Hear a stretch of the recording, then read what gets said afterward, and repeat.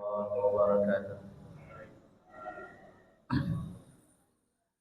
إن الحمد لله نحمده ونستعينه ونستغفره ونعوذ بالله من شرور أنفسنا ومن سيئات أعمالنا.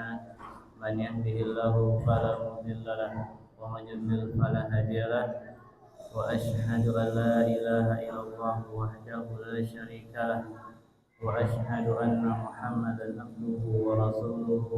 أما بعد، اللهم لا سهل إلا ما جعلته سهلا وأنت تجعل الحزن إذا شئت سهلا. اللهم لا علم لنا إلا ما علمتنا وعلمنا ما ينفعنا وانفعنا بما علمتنا وزدنا علما. اللهم أرنا الحق حقا وارزقنا اتباعه وأرنا الباطل باطلا وارزقنا اجتنابه. اللهم ارزقنا الإخلاص في القول والعمل. Bapak-bapak dan ibu-ibu yang semoga senantiasa dirahmati dan dimuliakan Allah Subhanahu wa taala. Alhamdulillah, segala nikmat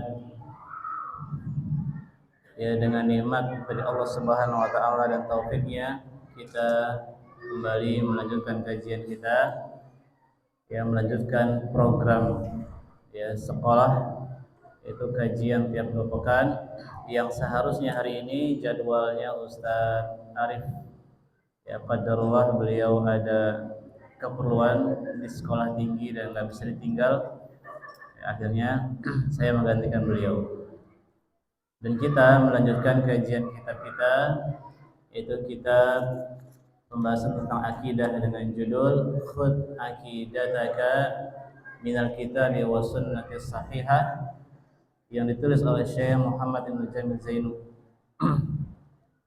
Dan insya Allah ya, setiap materi yang disampaikan pada kajian kitab ini, ya, semoga istiqomah, kita ada ujiannya, ya, kita akan ada ujiannya nanti.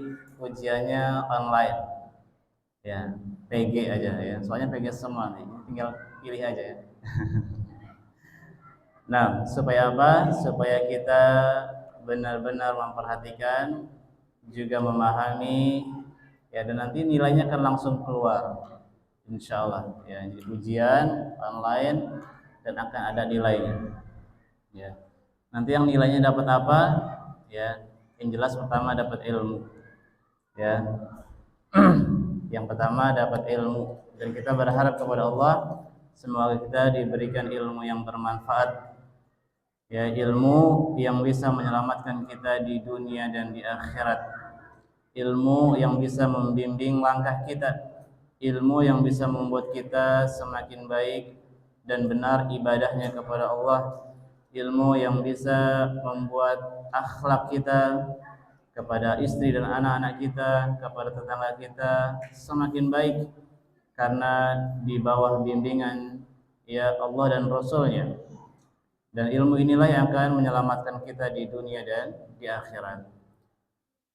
Barakallahu fikum. Kita lanjutkan, ya, semuanya yang mana sebelumnya di pertemuan pertama kita sudah muqaddimah, ya. Hari ini kita masuk ke bab yang pertama, ya, semoga dan juga masalah sini ada Pak Zafrizal, ya, Abu Fayyad dan komite Umukiko hadir enggak ya? Ya, hadir ya. Atau semoga bisa menyampaikan ke beliau, ya, semoga sekolah atau komite bisa mengakomodir, ya, bagi yang ingin mencetak buku ini, ya, nanti didata, dan insya Allah, ya, murah. Buku yang sangat berfaedah ini, yang isinya penuh dengan ilmu, ya, ilmu yang sebenarnya, ya, ilmu itu kata para ulama qala Allah wa qala Rasulullah, ya, sangat murah, yang bisa membimbing langkah kita ke surga Allah. Kalau dirupiahkan cuma 20.000, 30.000, ya, 40.000, itu sangat murah, ya. Nah, Kalau kita beli HP aja, masya Allah ya, cari yang terbagus ya, yang jutaan. Padahal ini membimbing kita ke surga. Ya, semoga nanti dari komite dengan sekolah bisa mengakomodir wali murid yang ingin mencetak, ya, supaya bisa dicoret-coret, punya dicatat, ya, faidahnya. Beda kalau catat di HP udah, ya, catat di HP, tapi catat di kertas, ya, yang tercampur dengan catatan lain, biasanya beda ya, untuk murojaah terasa beda. Nah, bab yang pertama, haqqullah 'alal ibad. Ya. Haqqullah 'alal ibad. Hak Allah atas hamba-hambanya. Dan Syekh Muhammad bin Jamil Zainu menulis kitab ini dalam bentuk pertanyaan dan jawaban yang singkat padat. Ya, pertanyaannya singkat dan dijawab dengan jawaban yang sangat singkat, padat, valid. Setiap jawaban beliau selalu diiringi dengan Al-Quran dan hadis, ya, bukan perkataannya atau bukan ya katanya, tapi ini Al-Quran dan hadis. Ya, yang pertama, as-soal awal, pertanyaan pertama, limadza khalaqana Allah? Untuk apa Allah menciptakan kita? Insyaallah. Pertanyaan yang pertama, untuk apa Allah menciptakan kita? Jawaban beliau, khalaqana lina'budahu wa la nusyriku bihi syai'an. Ya, Allah menciptakan kita supaya kita beribadah kepadanya dan tidak menyekutukannya dengan sesuatu pun. Nah, inilah tujuan Allah menciptakan manusia. Ya, Allah menciptakan manusia, bahkan jin, tujuannya agar kita menyembah Allah, beribadah hanya kepada Allah dan tidak menyekutukannya. Ya. Banyak dari kaum muslimin yang mereka hidupnya tidak memiliki tujuan. Ya, terlebih lagi orang-orang kafir. Ya, orang-orang yang tidak beragama lebih parah lagi. Orang yang tidak memiliki tujuan, maka pasti hidupnya akan terombang-ambing. Orang yang tidak memiliki tujuan, maka pasti langkahnya penuh dengan kebingungan. Atau orang yang memiliki tujuan tapi salah tujuannya, maka dia pasti akan tersesat. Ya. Dan masya Allah, Allah telah menurunkan kitabnya menjelaskan kepada kita untuk apa kita diciptakan. Maka dikatakan di sini, qauluhu ta'ala fi suratil Dzariyat. Ya, kata Syekh Muhammad bin Jamil Zainu, ya Allah berfirman dalam surah Adz-Dzariyat, wa ma khalaqtul jinna wal insa illa liya'budun. Berarti yang berkata di sini adalah Allah Subhanahu wa taala yang menciptakan kita. Allah Subhanahu wa taala mengatakan, dan tidaklah aku ciptakan jin dan manusia kecuali agar mereka beribadah kepadaku saja. Ya.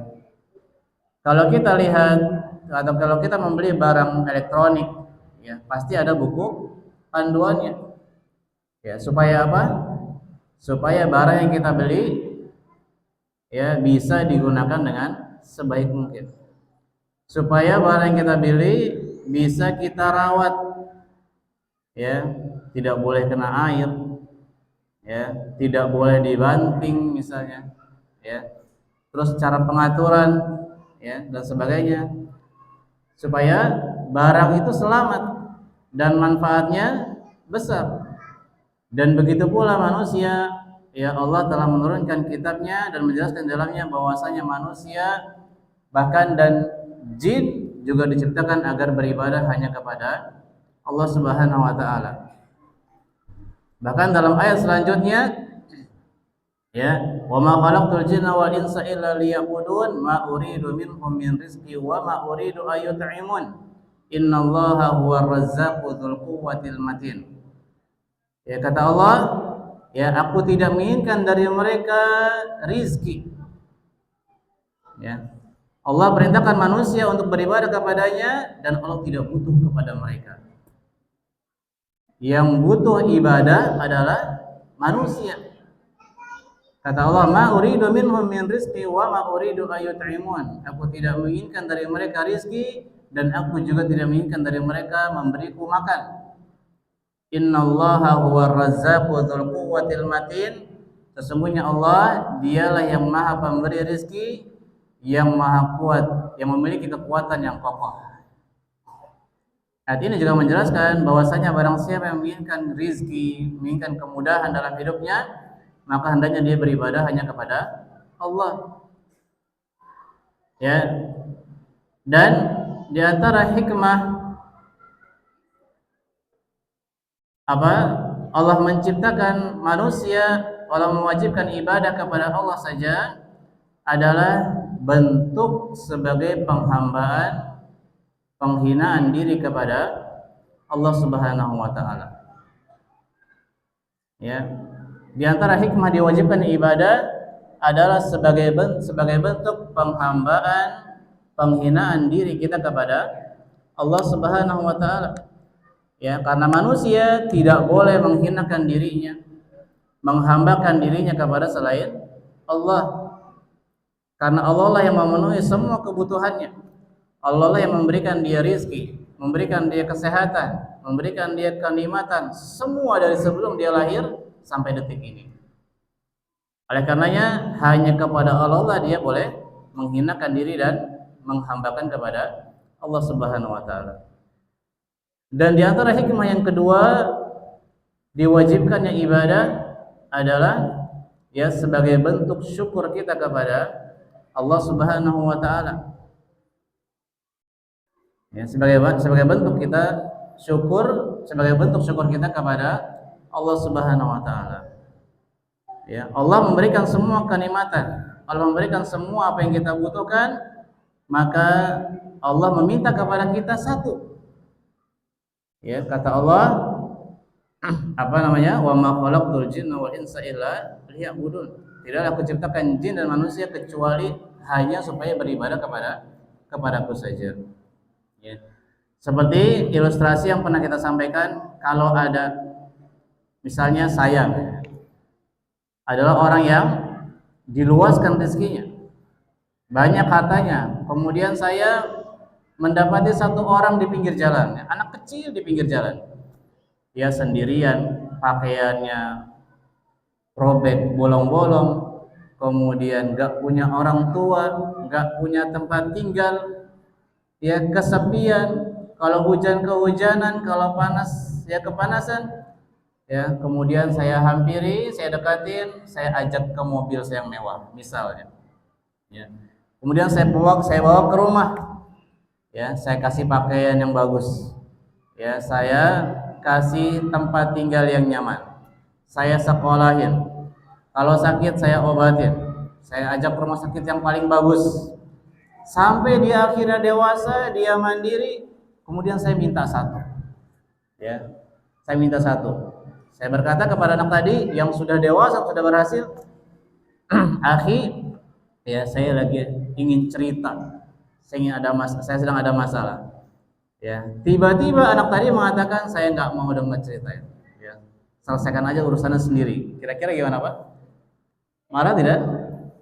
Ya, pasti sangat kecewa, ya pasti akan sangat marah. Ya, kita sudah memberikan semua yang dia butuhkan, ya bagaimana cara bersyukur dia pada kita? Ya minimal dia mau mendengar cerita kita, ya atau ada donatur misalnya, ya ngasih sumbangan 1 miliar untuk bikin masjid. Bagaimana cara bersyukurnya? Bagaimana cara berterima kasihnya? Ya minimal mengucapkan dengan lisannya jazakallahu khairan, terima kasih. Yang kedua gimana? Kita gunakan hartanya sesuai apa yang diinginkan oleh si donatur.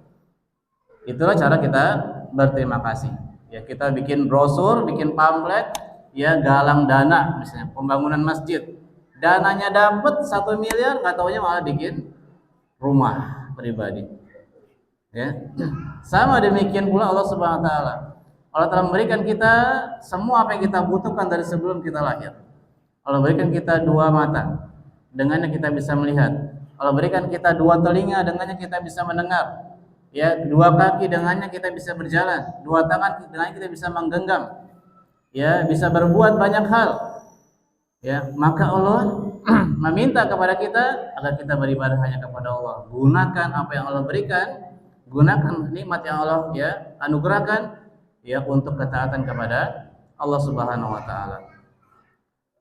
Ya, di antara hikmah diwajibkannya ibadah kepada hamba yang ketiga adalah bahwasanya manusia butuh kepada Allah. Di antara bahwasanya manusia butuh kepada Allah. Sebagaimana dalam lanjutan surah Az-Zariyat tadi, kata Allah menegaskan ma uridu minhum min rizqi wa ma uridu ayyut'imun. Innallaha huwar razzaqu dzul quwwatil matin. Ya, aku tidak menginginkan dari mereka rizki dan aku juga tidak menginginkan dari mereka memberiku makanan. Sesungguhnya Allah lah yang Maha Pemberi rizki, yang memiliki kekuatan yang kokoh. Dan dalam surah yang lain, surah Fatir ayat 15, Allah mengatakan, ya ayuhan nasu antumul fuqara ila Allah, wallahu huwal ghaniyyul hamid. Wahai manusia, kalian adalah fuqara, fakir, orang-orang yang tidak memiliki apa-apa, orang-orang yang lemah, orang-orang yang butuh bantuan. Antumul fuqara'u ila Allah, kalian adalah orang-orang yang butuh kepada Allah. Wallahu huwal ghaniyyul hamid. Dan Allah dialah yang maha kaya lagi maha terpuji. Ya. Maka di antara hikmah diwajibkan ibadah karena kita butuh kepada Allah. Karena kita butuh ibadah, dan dengan ibadah maka Allah akan anugerahkan kepada kita kenikmatan. Dan dengan bersyukur kepada Allah, ya maka Allah akan tambah nikmatnya kepada kita. Ya. Nah, bahkan juga di antara tujuan Allah menurunkan kitab-kitab yang terdahulu. Allah menurunkan kitabnya Taurat, Zabur, Injil, ya Al-Qur'an adalah supaya manusia semua yang ada di atas muka bumi mereka beribadah hanya kepada Allah. Sebagaimana dalam surah Al-Anbiya Allah mengatakan, wa ma arsalna min qablika min rasulin illa nuhi ilaihi annahu la ilaha illa ana fa'budun. Dalam surah Al-Anbiya ayat 25 menjelaskan bahwasanya di antara tujuan Allah menurunkan kitab-kitabnya adalah supaya semua manusia beribadah hanya kepadanya.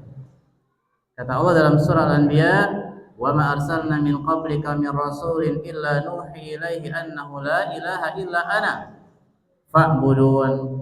Dan tidaklah telah kami utus sebelum wahai Muhammad ya para rasul-rasul, melainkan telah kami wahyukan kepada mereka bahwasanya la ilaha illa ana, tidak ada yang berhak untuk diibadahi kecuali aku saja. Fa'budun, maka beribadahlah kepadaku. Inilah tujuan diturunkannya Al-Qur'an. Ya, bukan sekadar untuk dilagu-lagukan. Bukan sekadar untuk dihafal. Ya, dibaca dan dihafal itu memiliki keutamaan yang sangat besar. Ya, tidak diragukan lagi. Bahkan dalam hadis yang panjang kata Rasulullah, la aqulu alif lam harfun. Saya tidak mengatakan alif lam harfun. Ya kan, tapi alifun harfun, lamun harfun, wa mimun harfun. Ya, alif satu huruf, lam satu huruf, satu huruf. Ya, barang siapa yang bacanya, maka setiap hurufnya sama dengan 10 pahala kebaikan. Membacanya adalah suatu keutamaan. Menghafalnya satu keutamaan. Tapi tidak berhenti di situ, tujuan diturunkannya Al-Qur'an. Ya, tujuan diturunkannya Al-Qur'an agar kita memahami isi kandungannya, bahwanya Al-Qur'an diturunkan supaya kita beribadah hanya kepada Allah. Supaya kita meyakini bahwasanya Allah satu-satunya yang berhak untuk diibadahi. Supaya kita meyakini bahwasanya Allah satu-satunya yang maha besar, maha perkasa, maha pemberi rezeki. Ya. Bukan sebagian manusia di zaman ini. Ya, mereka membaca Quran hanya sekedar untuk penghias lisan mereka. Ya, supaya dibilang qari. Ya, dilagu-lagukan. Ya. Dan seterusnya. Kemudian juga bahkan Allah utus para nabi dan rasul juga untuk tujuan supaya manusia beribadah hanya kepada Allah Subhanahu wa taala. Allah mengutus para nabi dan rasul semuanya dari Nabi Adam alaihissalam sampai nabi terakhir adalah supaya mereka beribadah hanya kepada Allah.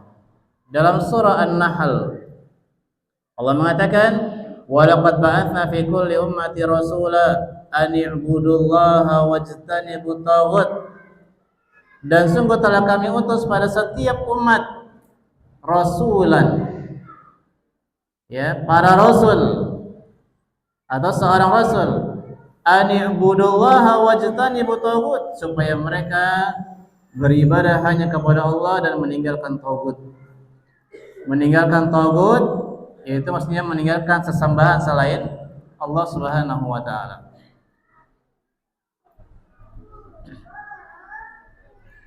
Dan juga diutusnya Nabi Muhammad SAW sebagai hujjah, ya, supaya tidak ada alasan bagi manusia setelah diutusnya Nabi Muhammad SAW untuk mengingkari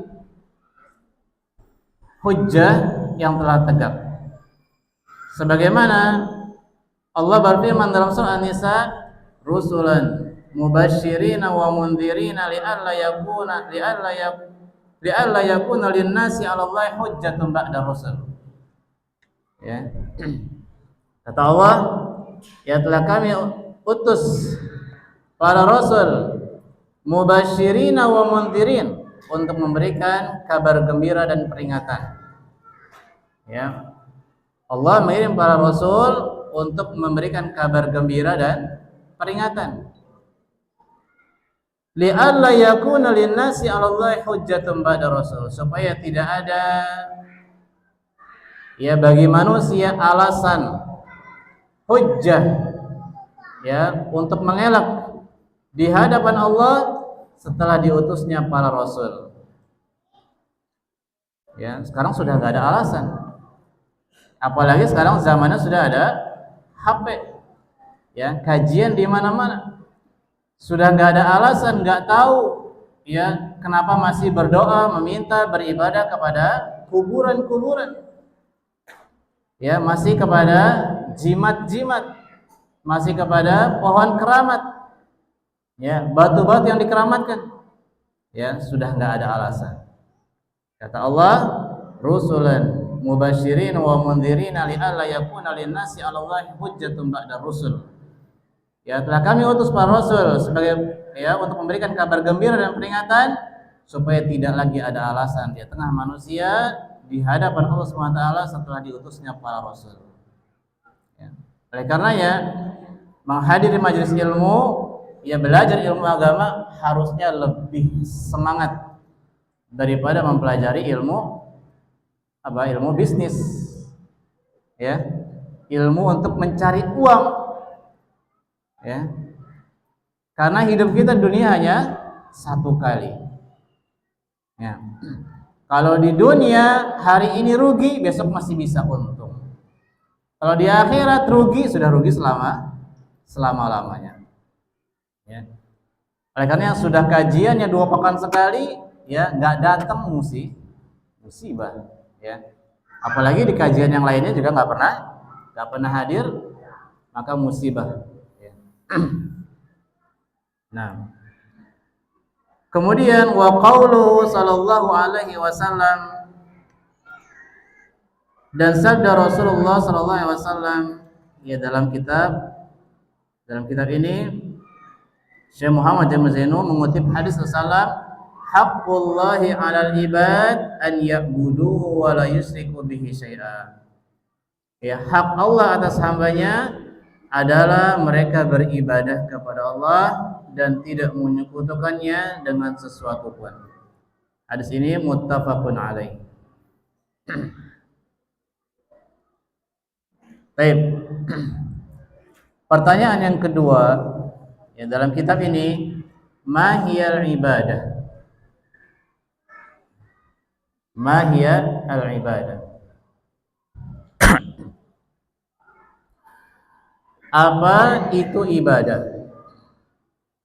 Ya, setelah tadi pertanyaan pertama kita menjelaskan bahwasanya manusia diciptakan untuk beribadah hanya kepada Allah, maka pertanyaan kedua ya menjelaskan apa itu ibadah.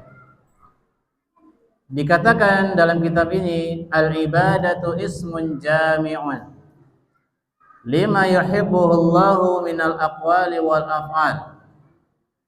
Ibadah adalah semua nama yang mencangkup apa-apa yang dicintai Allah, baik berupa ucapan maupun perbuatan. Baik berupa ucapan maupun perbuatan. Ya, ini makna ibadah yang dikatakan oleh Syekh Muhammad Ibnu Jamil Zainu. Dan dikatakan oleh ulama yang lain dengan makna yang lebih syamil, makna yang lebih mencangkup. Ya, di antaranya Syekh Islam Ibnu Taimiyah, Syekh Utsaimin dan para ulama yang lain mengatakan al-ibadatu ismun jami'un likulli ma yuhibbullahu minal aqwali wal af'al adh-dhahirah wal batinah. Ya, ibadah adalah semua nama yang mencangkup dicintai dan diridhai oleh Allah, baik berupa ucapan maupun perbuatan yang tampak ataupun tidak tampak. Itu ibadah. Ini definisi atau makna ibadah yang lebih mencangkup.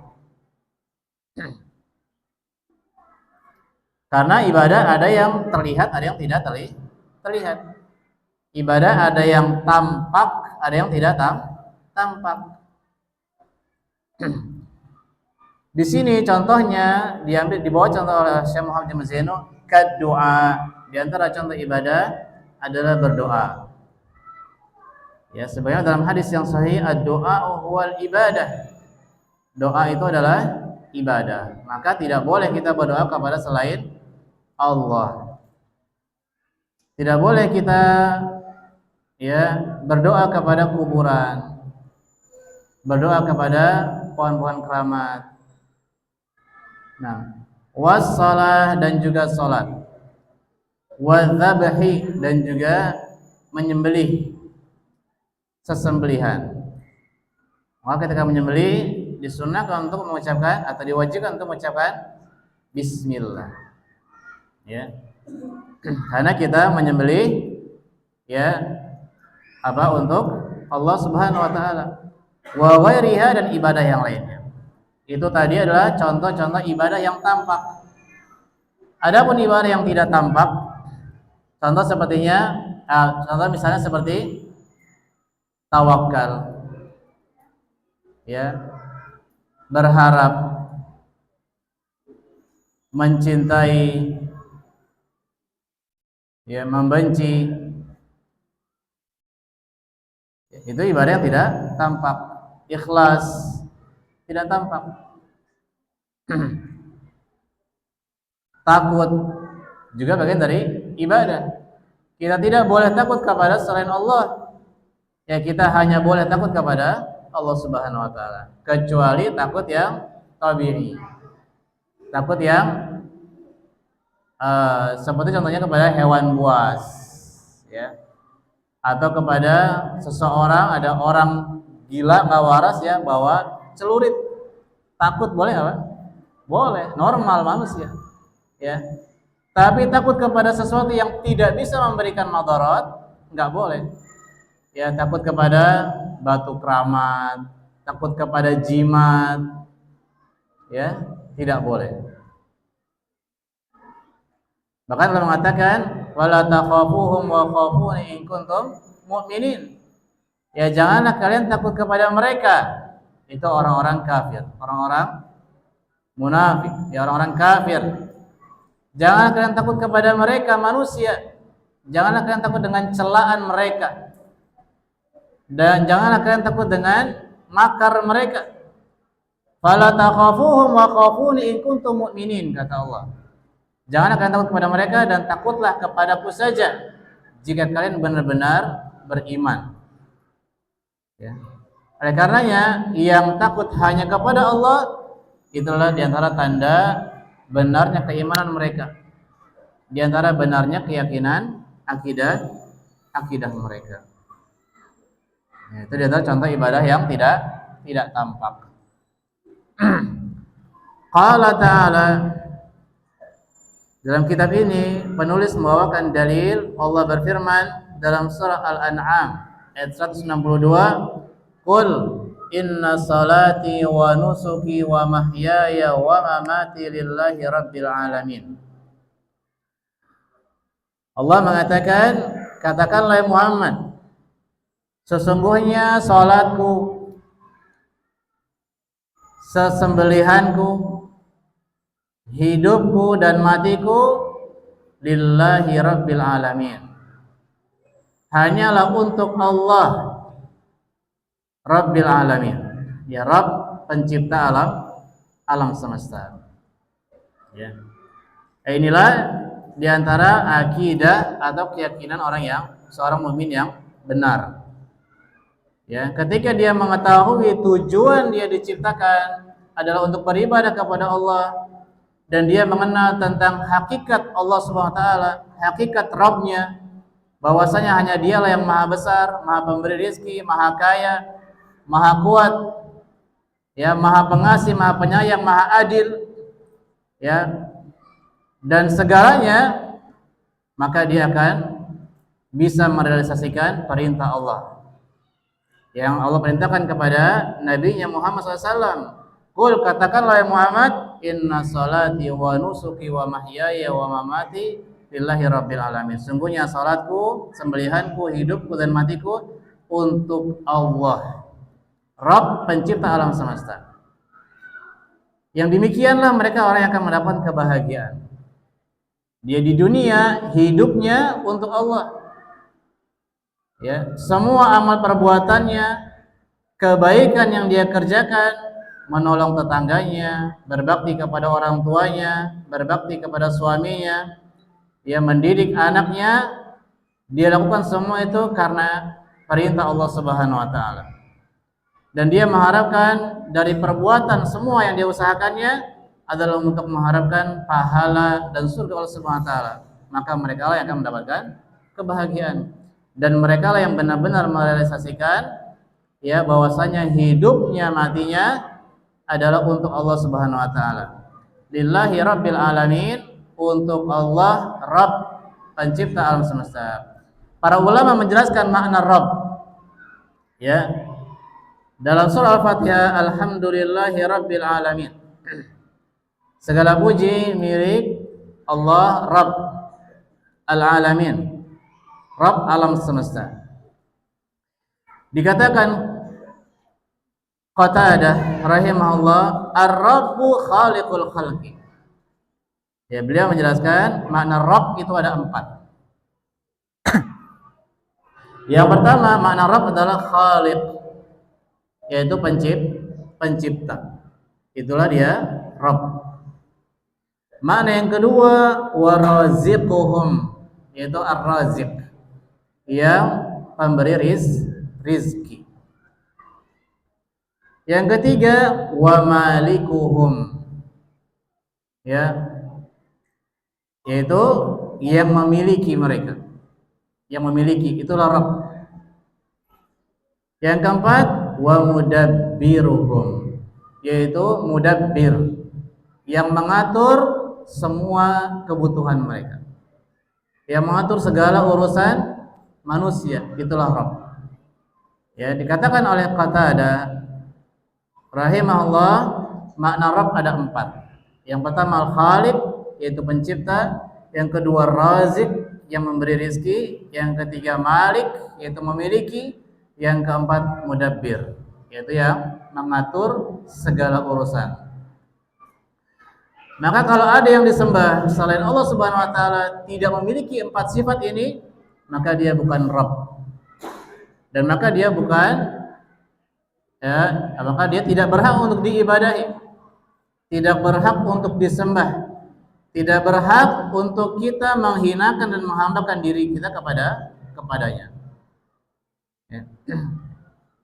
Kalau ada orang menyembah batu, ya, batu nggak bisa menciptakan, batu juga tidak bisa memberikan rizki, batu juga tidak memiliki apa-apa.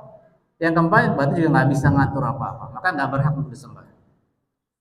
Kalau ada orang ya menyembah kuburan atau orang yang sudah meninggal, ya, dia nggak bisa menciptakan dan dia juga nggak bisa memberikan rizki, dan dia tidak memiliki apa-apa dan tidak memiliki dirinya dan juga tidak bisa mengatur, maka dia bukan Rabb dan maka dia juga tidak boleh disembah, tidak boleh diibadahi, dan tidak boleh kita menghinakan diri kita, menghambakan diri kita kepadanya.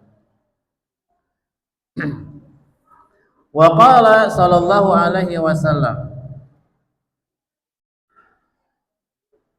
berkata Rasulullah SAW, qala ta'ala, Allah berfirman dalam hadis qudsi.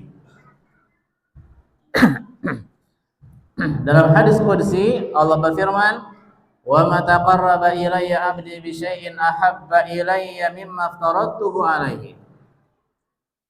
Dalam riwayat Bukhari hadis qudsi, ya, tidaklah seorang hamba mendekatkan dirinya kepadaku dengan sesuatu yang lebih aku cintai, yaitu berupa apa yang aku wajibkan kepada mereka.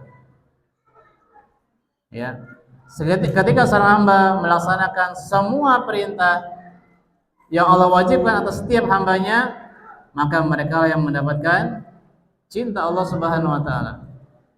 Ya, kata Allah, wa ma taqarraba ilayya 'abdi bi syai'in ahabba ilayya mimma aftaradtuhu alaihi. Tidaklah seorang hamba mendekatkan diri kepadaku dengan sesuatu yang lebih aku cintai daripada apa-apa yang aku wajibkan kepadanya. Kemudian dalam lanjutan hadisnya, itu yang wajib. Kalau melaksanakan yang wajib saja Allah cintai, kemudian kata Allah, wa ma yazalu 'abdi yataqarrabu ilayya bin nawafil hatta uhibbah. Dan seorang hamba tersebut senantiasa mendekatkan dirinya kepadaku dengan yang sunnah-sunnah, ya, yang wajibnya dikerjakan. Ya, sama dengan orang tua. Kalau orang tua bikin peraturan kepada anaknya yang wajibnya dikerjain, senang nggak sama anaknya? Si senang. Ternyata yang nggak disuruh, yang baiknya pun dikerjakan. Tambah cinta tidak? Pasti akan tambah cinta. Demikian Allah Subhanahu wa taala. Fa idza ahbabtuhu, dan apabila aku mencintainya, kata Allah, wa yadahu kuntu sam'ahu alladhi yasma'u bih, maka aku akan menjadi tangannya yang dia aku menjadi telinganya, pendengarnya yang dia mendengar dengannya. Maksudnya apa? Maksudnya Allah akan membimbing pendengarannya. Allah jaga pendengarannya dari mendengar yang haram. Allah jaga telinganya dari mendengar yang Allah benci, yang Allah murkai, mendengarkan musik, ya, mendengarkan ya ghibah, ya. Jangan malah justru betah, ya, penasaran. Nah, itulah janji Allah kepada orang yang senantiasa melakukan hal-hal yang sunnah. Ya, fa idza ahbabtuhu kuntu sam'ahu alladhi yasma'u bih. Apabila aku mencintainya, maka aku akan membimbing pendengarannya. Wa basarahu alladhi yubsiru bih, dan aku akan membimbing penglihatannya. Ya, aku akan menjadi penglihatannya ya yang dia melihat dengannya. Maksudnya Allah akan membimbing penglihatannya, menjaga penglihatannya. Wa yadahu allati yabtishu biha, dan kedua tangannya dibimbing oleh Allah yang dia ya menggunakan tangannya. Wa rijlahu allati yamshi biha, dan kedua kakinya yang dia gunakan untuk melangkah. Wala in sa'alani la'utiyanna wala in ista'adzani la'u'idzanna. Kemudian kata Allah Subhanahu wa taala, dan apabila dia meminta kepadaku maka pasti akan aku beri. Ya. Dalam bahasa Arab di sini menggunakan la mutaukid, la penegas, la u'tiyanna, maka benar-benar pasti akan aku beri. Wala in ista'adzani la u'idzanna, dan apabila dia memohon perlindungan kepadaku maka akan aku lindungi, pasti akan aku lindungi. Itulah janji Allah kepada ya hambanya yang melaksanakan hak-hak Allah, yang menunaikan hak Allah kepada tiap hambanya. Kemudian yang ketiga, ya, as-su'alu tsalits, pertanyaan yang ketiga, kaifa na'budullah? Bagaimana kita beribadah kepada Allah? Setelah pertanyaan pertama, kita mengetahui untuk apa kita diciptakan, yaitu beribadah hanya kepada Allah. Kemudian kita juga dalam pertanyaan kedua memahami apa itu ibadah. Ya, ibadah adalah semua yang dicintai oleh Allah, baik ucapan maupun perbuatan, yang tampak ataupun tidak tampak. Pertanyaannya, bagaimana kita beribadah kepada Allah? Ya. Allah Subhanahu wa taala ya tentunya ingin diibadahi sesuai dengan keinginan Allah. Ya, bukan sesuai dengan keinginan masing-masing manusia. Ya, kalau ada pimpinan perusahaan, tentu dia punya kebijakan. Dia ingin perusahaannya berjalan sesuai dengan aturannya. Ya, ada batasan-batasannya. Demikian pula Allah Subhanahu wa taala.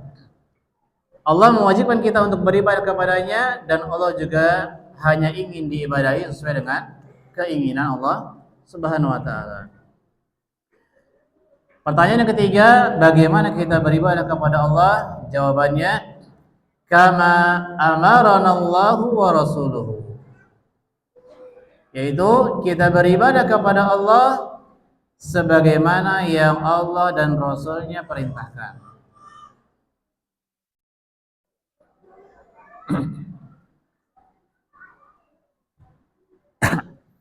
Kita beribadah kepada Allah Subhanahu wa taala sebagaimana yang dicontohkan oleh Rasulullah sallallahu alaihi wasallam. Qala ta'ala, Allah berfirman, ya, penulis kitab ini membawakan dalil surah Muhammad ayat 33. Allah berfirman, ya ayyuhalladzina amanu atii'ullaha war rasul wa la tubtilu a'malakum. Wahai orang-orang yang beriman, orang-orang yang memiliki akidah yang benar, akidah yang lurus,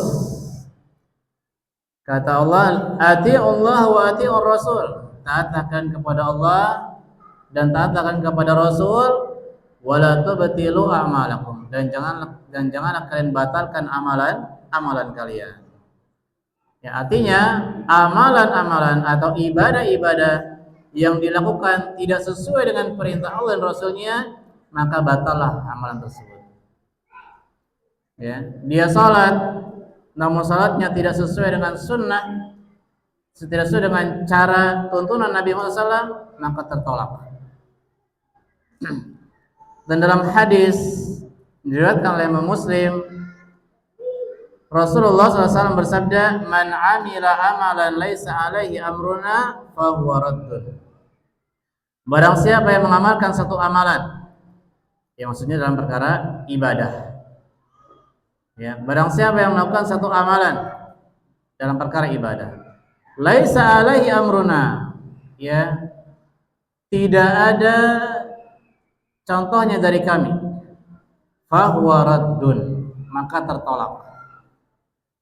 Yang berkata ini siapa? Nabi Muhammad SAW.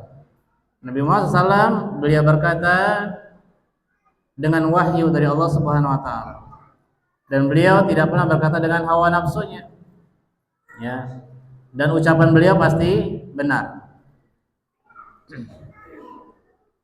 Dan di sini di antara syarat diterimanya amalan atau cara ibadah adalah harus sesuai dengan perintah Allah dan Rasulnya, atau sesuai dengan contoh yang diberikan oleh Rasulullah Sallallahu Alaihi Wasallam kepada para sahabatnya, kemudian dilanjutkan oleh para tabiin, kemudian dilanjutkan oleh para tabi'in, kemudian dilanjutkan oleh para ulama yang mengikuti jejak-jejak mereka.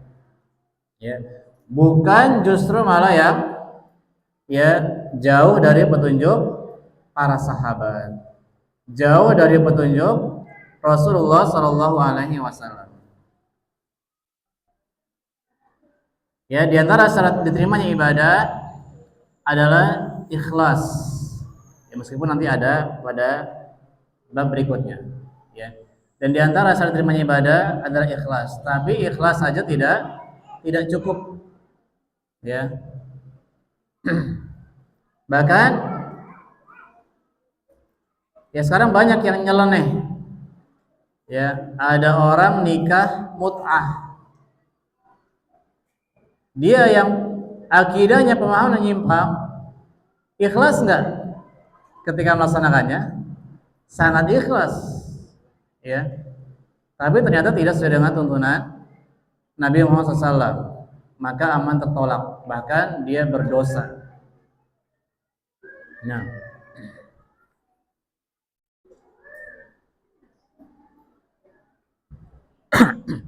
baik, kemudian pertanyaan yang keempat, selesai ya. Hal na'budullaha khaufan wa tama'an. Pertanyaan yang keempat, apakah kita beribadah kepada Allah ya dengan rasa takut dan harap?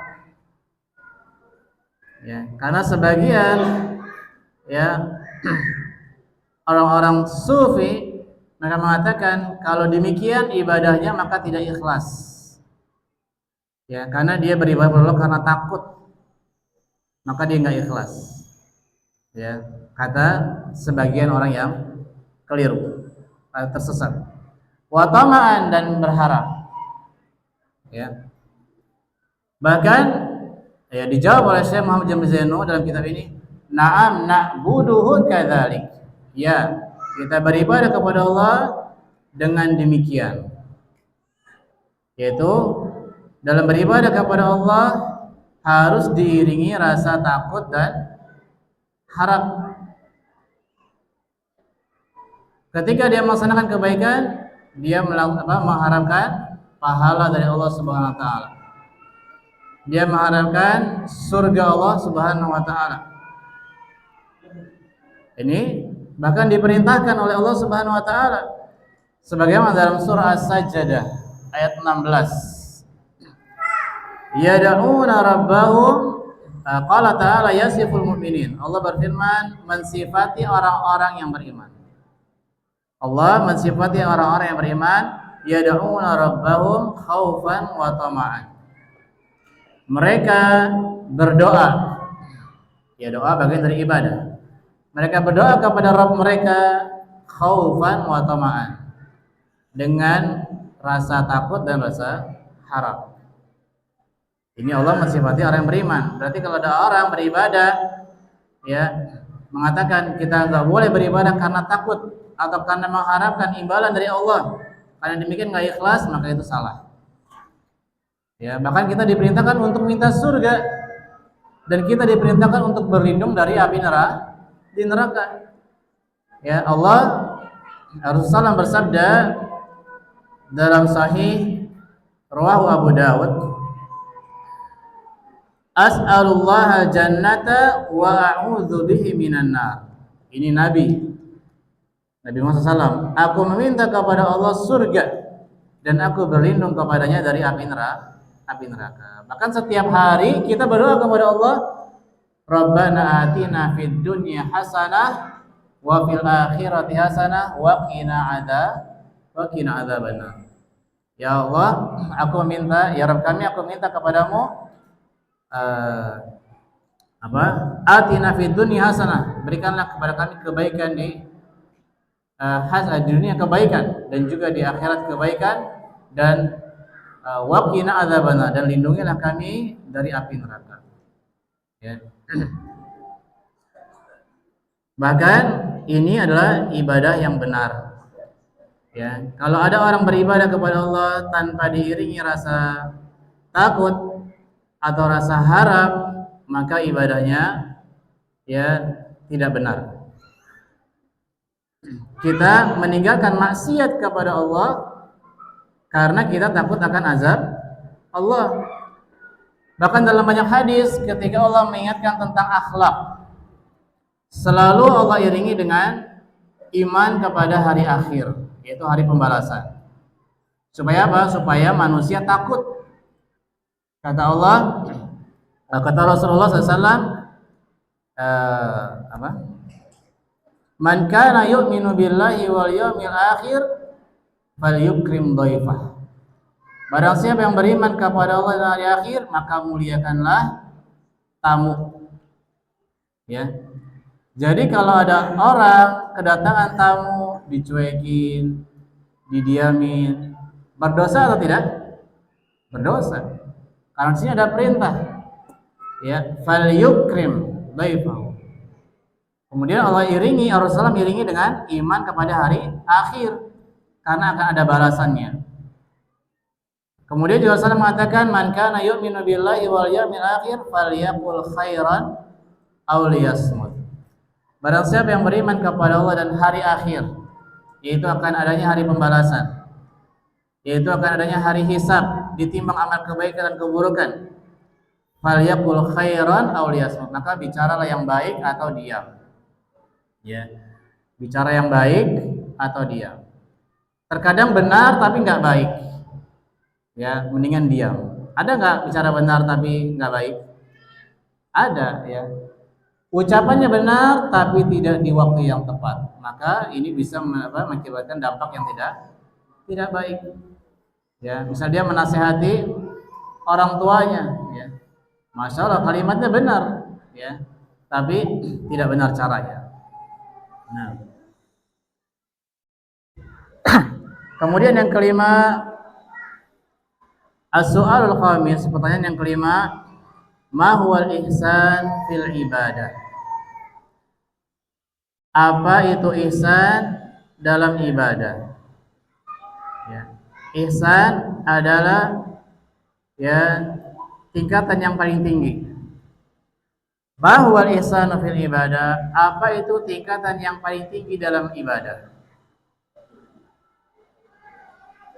Dalam hadis Jibril, di sini dijelaskan oleh Syekh Muhammad Jamil Zaino, al-ihsan huwa muraqabatullah ta'ala fil ibadah. Ihsan atau tingkatan yang paling tinggi dalam ibadah adalah merasa diawasi oleh Allah Subhanahu wa ta'ala. Ya, ketika dia salat dan merasa bahwasanya semua gerakannya, ya, dari mulai takbir dan semua apa yang diucapkan oleh lisannya dan semua apa yang terbesit dalam pikirannya itu diawasi oleh Allah Subhanahu wa ta'ala, maka ini adalah tingkatan yang paling tinggi dalam ibadah. Orang yang ketika sholatnya atau dalam setiap amal ibadahnya merasa diawasi oleh Allah Subhanahu wa ta'ala, maka dia pasti akan berusaha yang terbaik. Ya. Nah,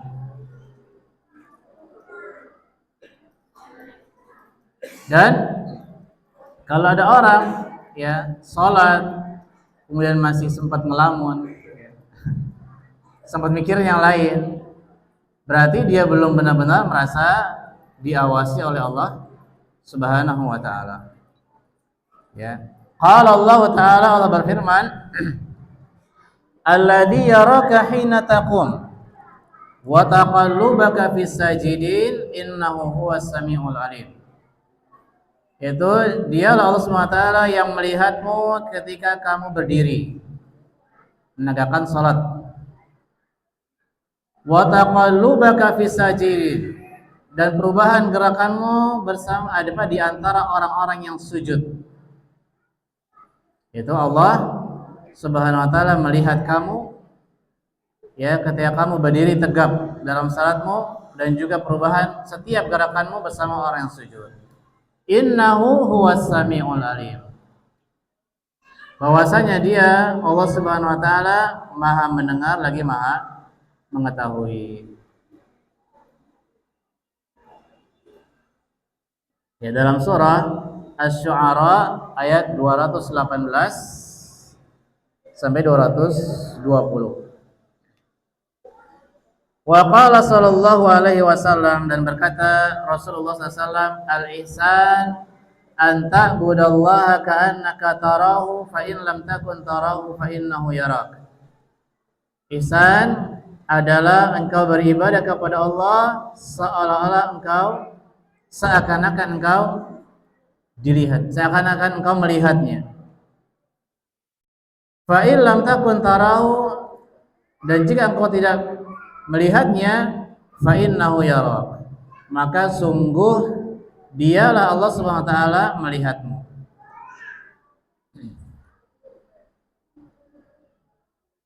Nah, dan inilah ya bab pertama tentang hak Allah. Ya, dalam bab ini dari pertanyaan 1 sampai 5 kita pertama mengetahui hakikat ya apa tujuan kita diciptakan. Yaitu untuk beribadah. Yang kedua, apa itu ibadah? Ya, kita harus tahu apa itu ibadah. Ya. Karena mungkin sebagian kaum muslimin mengetahui ibadah itu hanya sholat, puasa, zakat. Oleh karena ketika berdoa, dia berdoa kepada selain Allah. Ya, ketika tawakal, bersandar untuk kebutuhannya, dia justru bersandar kepada selain Allah. Karena dia mengira bahwa ibadah itu hanya sholat, hanya puasa Ramadan, ya. Apa yang dilakukan di masjid itu ibadah, selain itu bukan ibadah, ya. Sehingga boleh kepastian Allah. Maka ini, ya, karena mereka tidak mengetahui apa itu ibadah. Kemudian kita juga harus tahu bagaimana cara beribadah yang benar kepada Allah Subhanahu wa taala. Dan di antara cara ibadah yang benar harus diiringi dengan rasa takut dan juga harap. Dan tingkatan yang paling tinggi dalam beribadah adalah selalu merasa diawasi oleh Allah Subhanahu wa taala. Baik. Bagi yang baru hadir, yang terlambat, jadi di awal ya kita sampaikan insyaallah nanti ada ujiannya. Ya. Ujiannya online. Nah, nanti nilainya langsung keluar ya. Ada yang nilainya 100, Masya Allah ya. Nah, nanti dapat apa yang nilainya 100? Ya, yang pertama insya Allah dapat ilmu ya. Nah, di antara syarat ibadah tadi apa? Ikhlas ya. Bukan mengharapkan sesuatu dari makhluk ya. Nah, kalaupun dapat alhamdulillah. Tapi kita belajar karena itu perintah Allah. Ya. Dan karena kita belajar karena kita butuh ya kepada ilmu. Kayak mungkin sedikit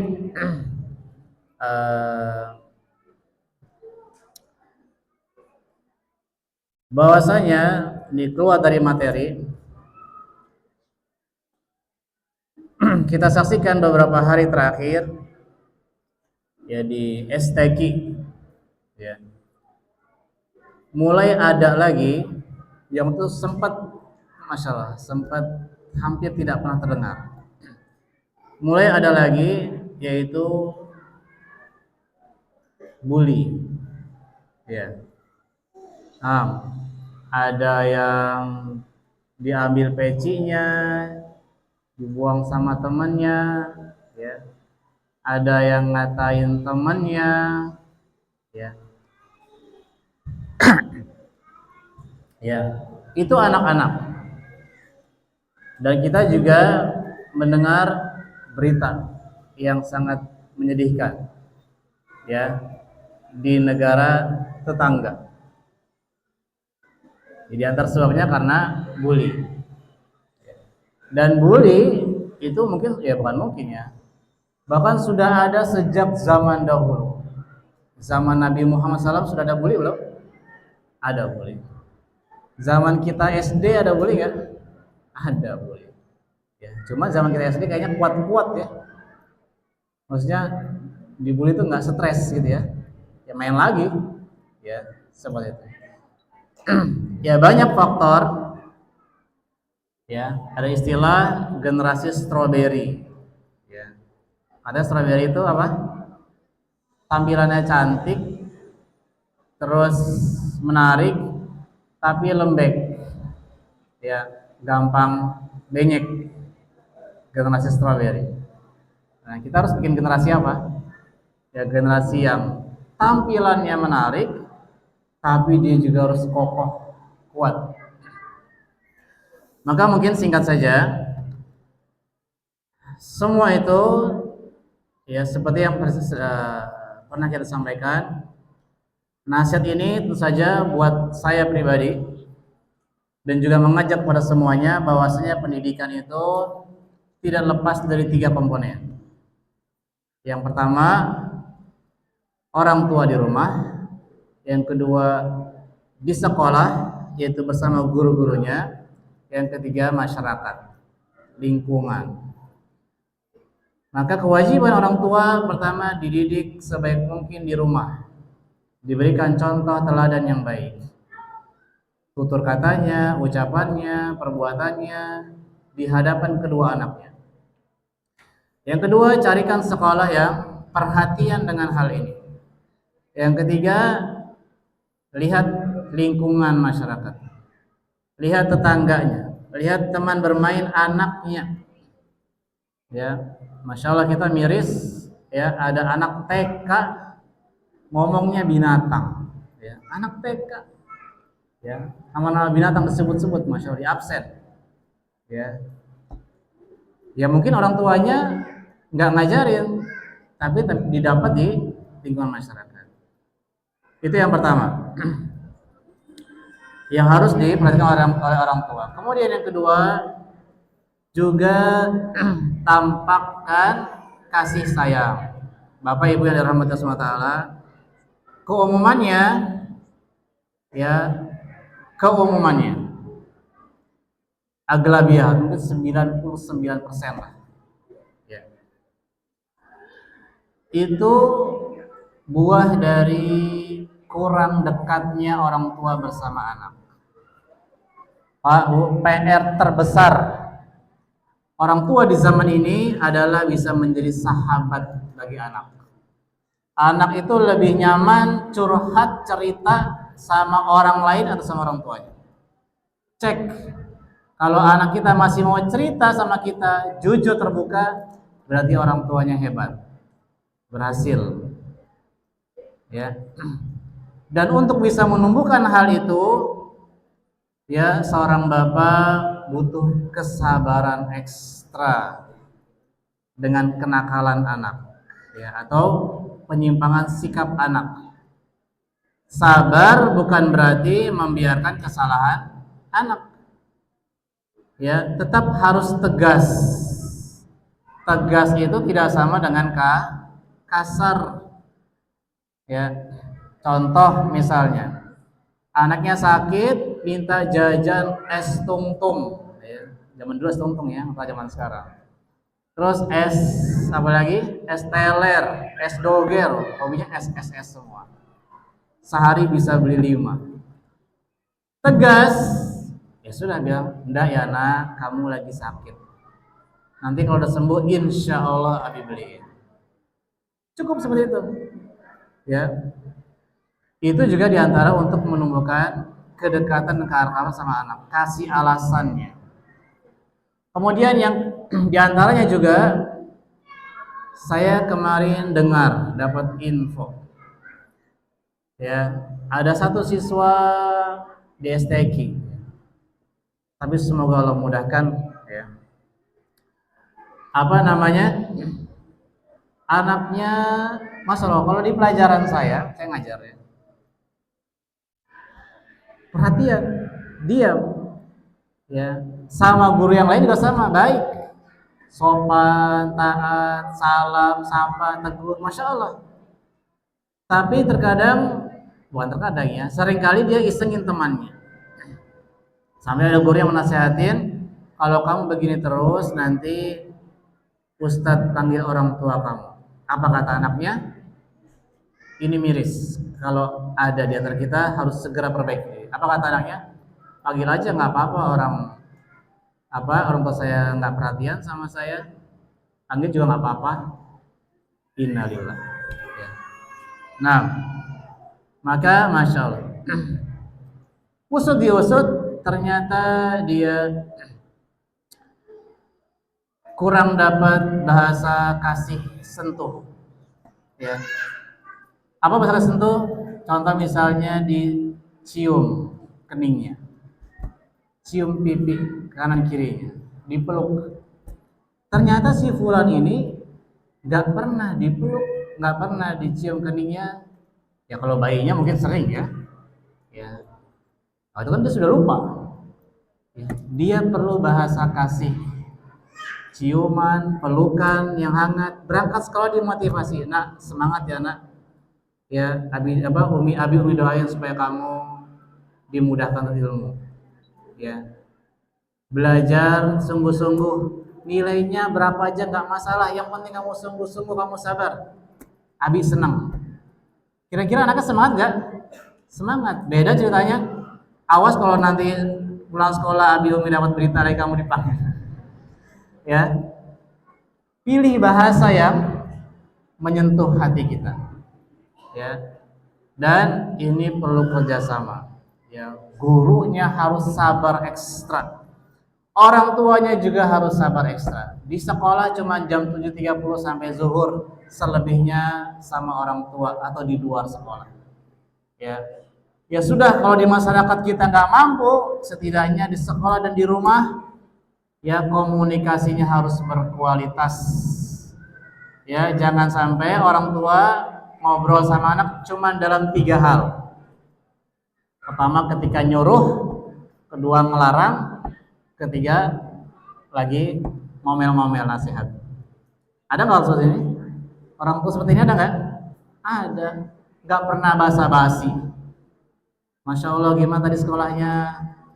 Ya tadi ustadznya gimana ngajarnya?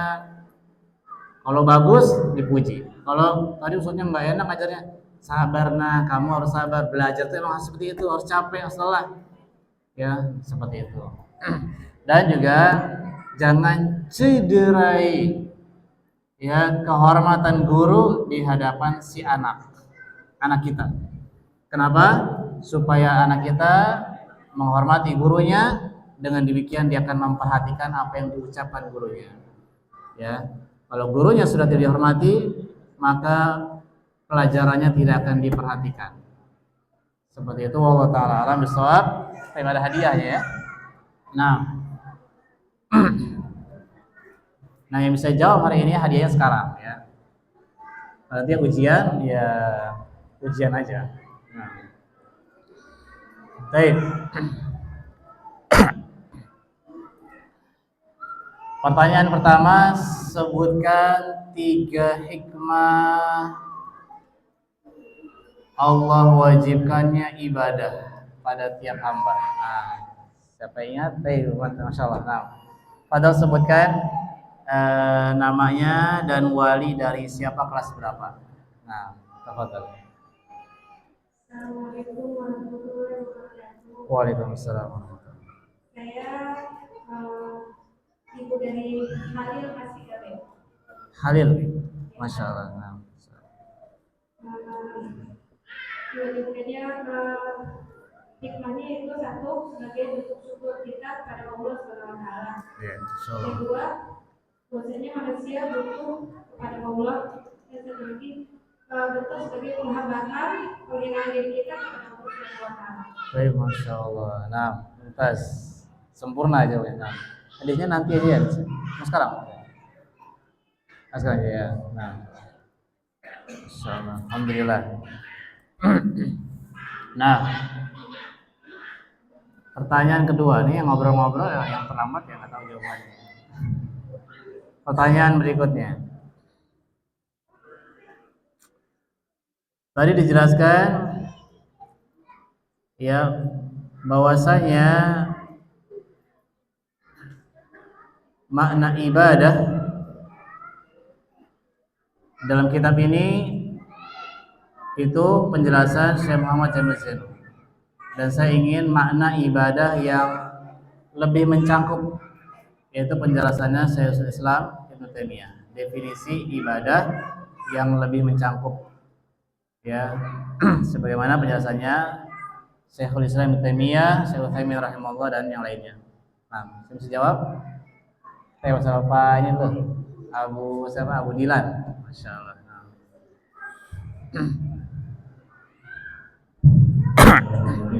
Assalamualaikum warahmatullahi wabarakatuh. Waalaikumsalam. Izin menjawab Ustaz, nama saya Restu Lewati Mamba. Saya angkat dari ISPA Ibtidaiyah Zikrillah kelas 2C. Definisi ibadah ya. Ibadah adalah semua nama atau hal yang dicintai dan diridhai oleh Allah Subhanahu wa taala, baik berupa ucapan maupun perbuatan, baik itu yang tampak terlihat maupun yang tidak tampak atau yang tidak terlihat. Baik, masya Allah, masya Allah. Tes. Nah, betul. Ini kayaknya hadiahnya udah banyak numpuk ya, tiap hari dapat terus ya. Masya Allah. Nah, baik. Sebutkan pertanyaan berikutnya. Sebutkan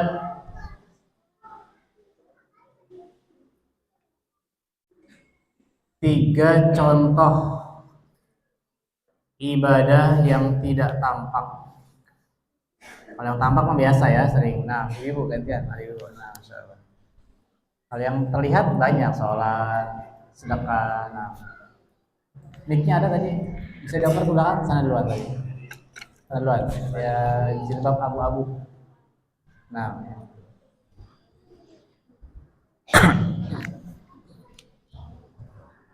sebutkan tiga contoh ibadah yang tidak tampak.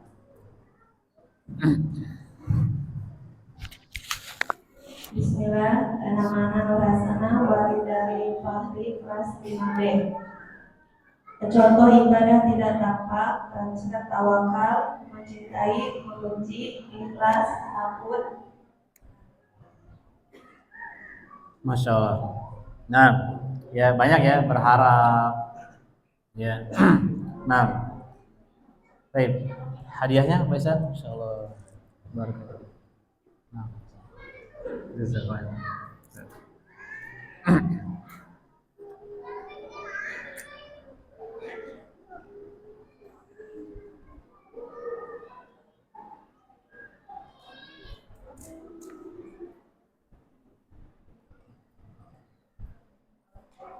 nah, pertanyaan keempat. Sebutkan dalil bahwasanya dalam ibadah harus disertai rasa takut dan harap. Nah, surat apa? Nah, ayat berapa? Boleh lihat mushaf. Nah, padahal ibu lagi bapak nggak ada? Ibu lagi. Nah, padahal ada mic-nya di ujung sini. Mic-nya ada tadi mic-nya. Halo? Mic-nya di siapa mic? Oh, ada. Ya. Nah. Belakang. Nah. Tadi mana? Yang mau jawab itu siapa yang jawab? Itu di belakang. Ya. Bisa diantar mic-nya. Di situ, ibu belakang. Nah. Oke.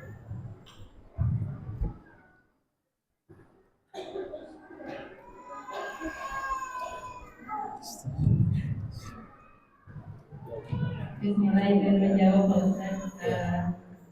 Ada di surah As-Sajdah ayat 16. Ya. Tentang karakter orang beriman, yaitu dia beribadah dengan takut dan harap. Dalilnya?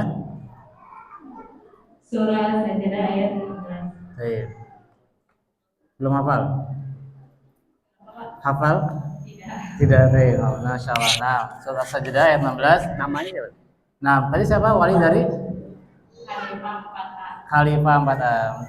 Nah, nanti mungkin titip aja kali ya, Ustaz. Nah, dalilnya yad'una rabbahum khaufan wa tama'an. Ya. Baik. Pertanyaan terakhir yaitu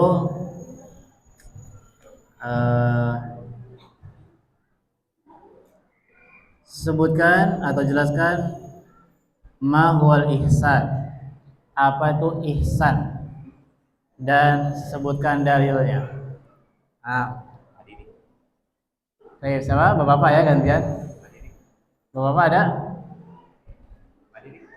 Masalah padahal. Nah, oh tadi bapak ini Pak ya baju putih. Ada mic-nya?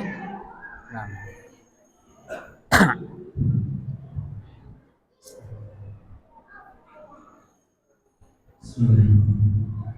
Assalamualaikum warahmatullahi wabarakatuh. Waalaikumsalam. Saya anak abunya Ryan, Abunya kelas 2B. Bisa. Bismillahirrahmanirrahim. Ihsan adalah tingkatan ibadah yang paling tinggi. Izin jawab Ustaz. Ya. Ihsan adalah meyakini bahwa dirinya senantiasa diawasi Allah Subhanahu wa Ta'ala. Kurang lebih dari saya belum hafal Ustaz. Baik, nah. Boleh lihat. Ada di Asyura Ya. ayat 28 Ayat Asy-Syu'ara. Ya.